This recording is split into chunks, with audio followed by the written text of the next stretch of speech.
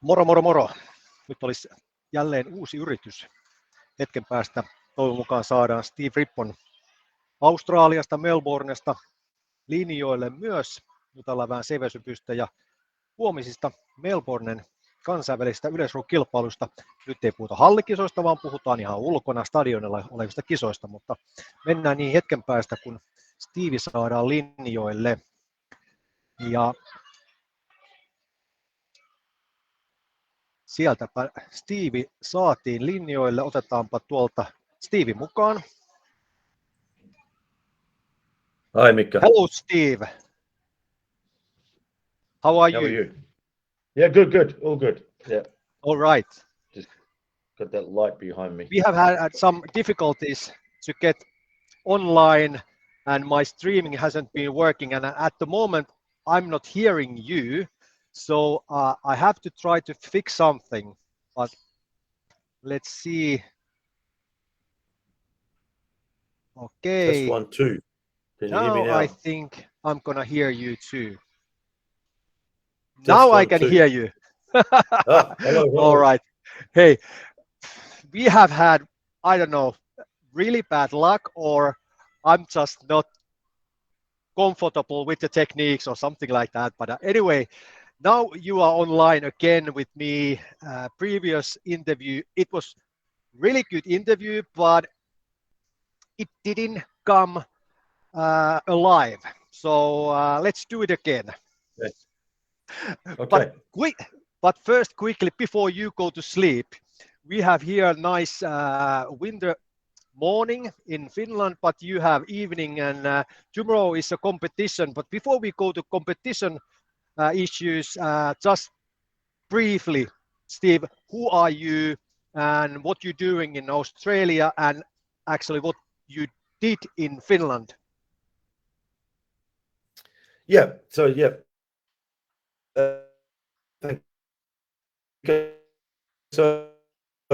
and I work for athletics as high performance coach. My role is to coach Ash Maloney, who is the Olympic bronze medalist in decathlon in Tokyo. So it's my job to get him to get a medal in Paris. Hopefully, that's the aim. So I've been professional coach now for 30 years. I started my career with the West Australian Institute of Sport in Perth. Worked there for 8 years. Spent a year at Columbia University in New York. Then I went to British Athletics for 12 years. And then I spent 10 years working for Finnish Athletics based in Pailahti, taking care of the pole vaulters there. So, 10 good years in Finland, working with many Finnish athletes, and really enjoyed the experience. Excellent. So you know well Elina Lampela, you know well Wilma Murto.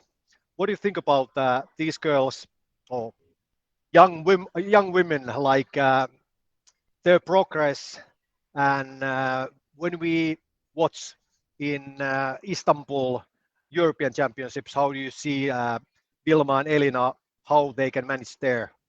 How about their progress and how you see their possibilities? I mean, it's great to see.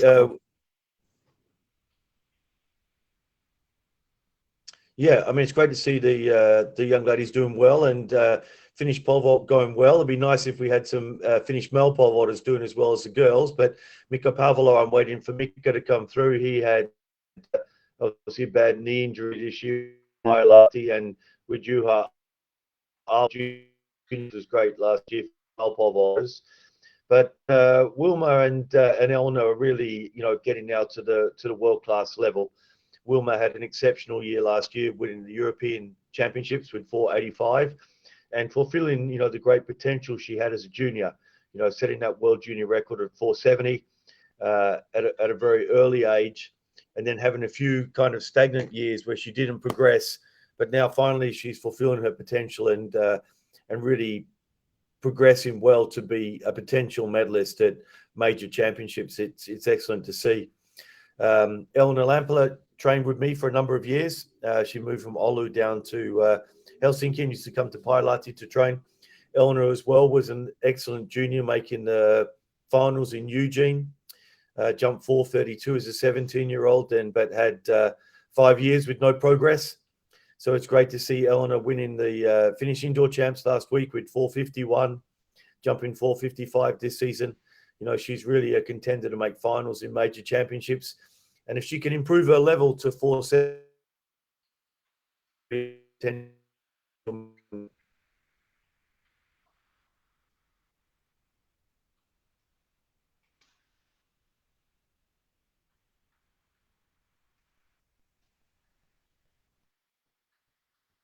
it's a bit of a lag there, Mika. You still there? Yeah. I'm here. Maybe we missed a couple of words, but it doesn't matter. There was some bad connection or something. But hey, let's talk about Wilma Murto. 485, like you said last year. Excellent result. Now a lot of people in Finland are talking about 5-meter barrier, that she's gonna do it because she's having now a little bit bigger bowls and now higher grip. How do you see that 15 centimeters in this stage?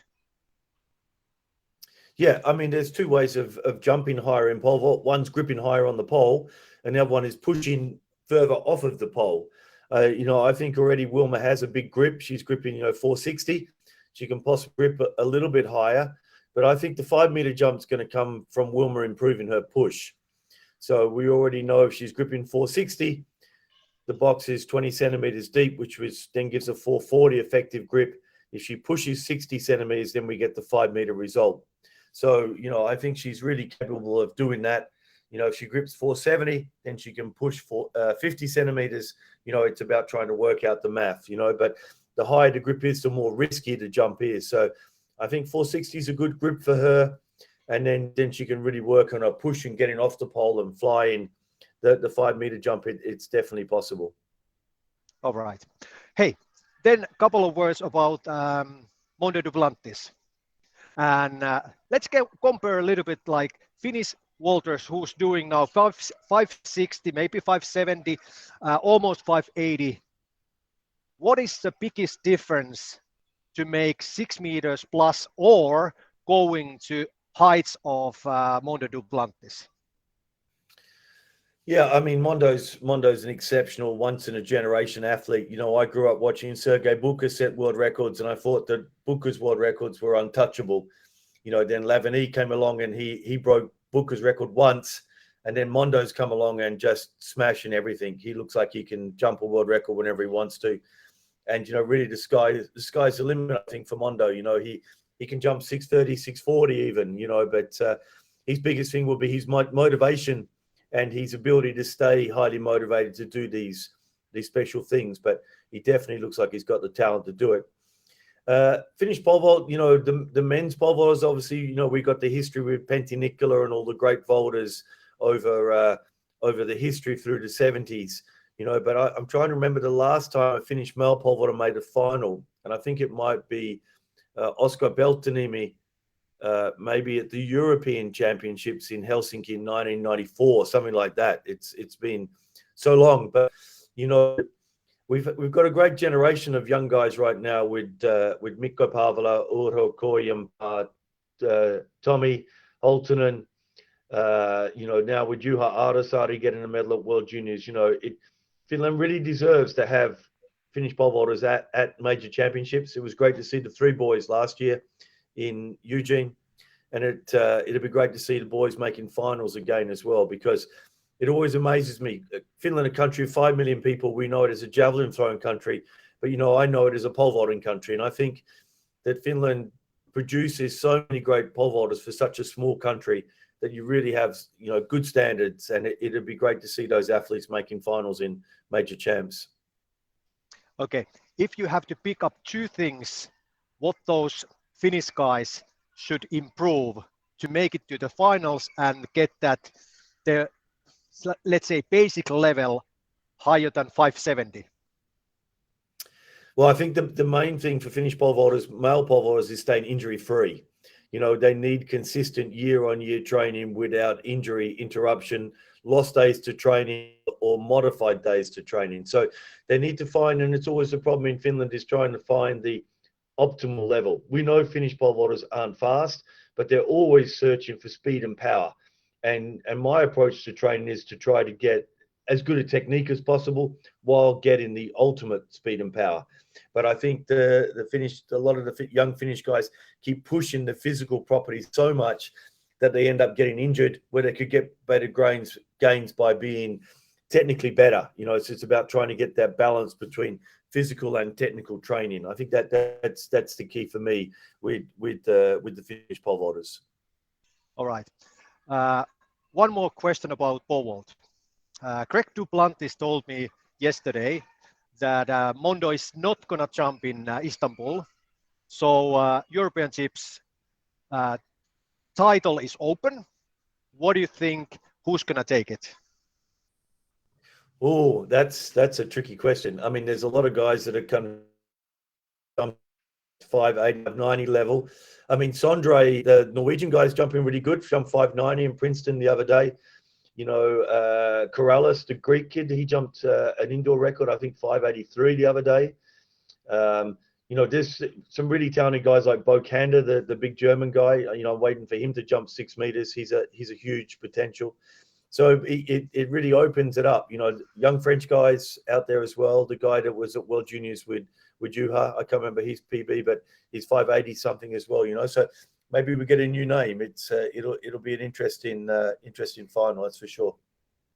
Yeah, it's going to be interesting, and it's going to be a tight competition because 580 plus whatever the bar will be, but that will be kind of like a turning point, and probably there will be 4 or 5 guys with the competition still in 580 plus. Yeah, so it's going to be great competition. There's going to be no misses. Yeah, excellent. Yeah, that's what it's going to be. Yeah. The key will be no misses. You've got to make sure you have clean card. You make every height on the first attempt, and that you get to the medal winning heights with no misses. That'll be the key. Yeah. So it's going to be interesting competition, although Mondo Duplantis is not jumping, but it's going to be a great competition. So great competition will be also tomorrow in Melbourne. Not indoors, but outdoors. So at the stadium, what kind of competition that will be, and actually what will be your role there? I think Ashley is competing. Yes. So tomorrow we got a World Athletics Continental Series Gold meet happening here in Melbourne at Lakeside Stadium. So that'll be really cool. Today we had the discus competition at Geelong because they had the discus the day before. New Zealand guy broke the New Zealand record through 66.25. Matt Denny, our guy who was 4th in the Olympics, he threw 62. Didn't have such a great day. Ash had a good day. He threw a 13 centimeter PB in a discus, 44.98. So just short of 45 meters. Good. So yes. We were happy with that. I told Ash his aim was to be within 20 meters of Matt Denny. So he managed to do that today. So we were happy with that. Hey, but I have a good goal for Ashley this year. That is 45-40. Because that's my PP when I was at Decathlon. Yes, 45-40. So that's the first goal when he's going to next competition. I'll send you a text when he throws further than that. So let's see. And the video. Yeah, cool. Excellent. So tomorrow Ash is going to be long jumping. So we've got a good long jump field. There's 3 or 4 Australian guys that are jumping over 8 meters. So he'll be there. We had a long jump competition just before Christmas, and he jumped 750, but was 30 centimeters behind the board. Okay. So that was a 780 jump. So I'm hoping he can jump 780 to 8 meters tomorrow. So we're looking for that. But lots of good competitions. Fred Curley's come here, so he's running in the 200. So that'll be good. There's the female long jumper here from America, the girl who's jumped 720. She's going up against Brooke Stratton, our girl who jumped 721. So the long jump will be very hot. Yeah, so there's some good racing happening tomorrow.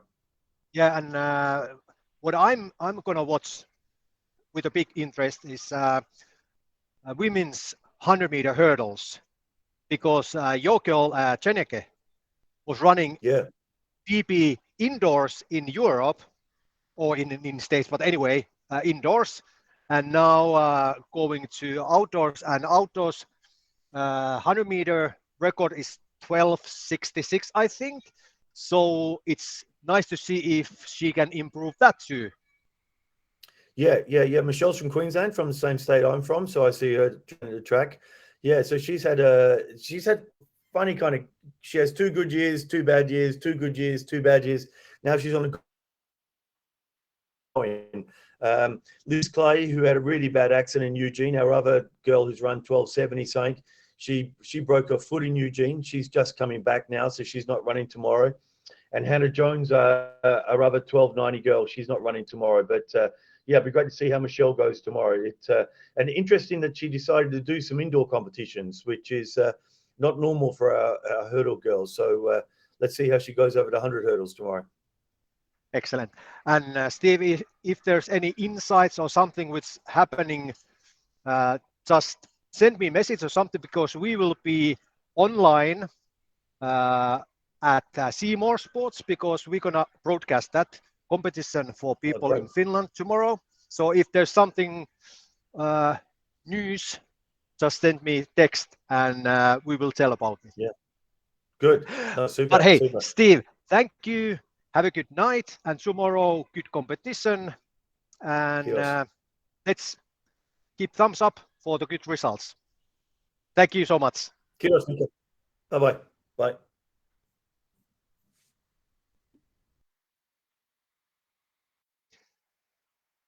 Noin, siinä oli Steve Rippon. Toivotaan, että kaikki menee nyt hienosti.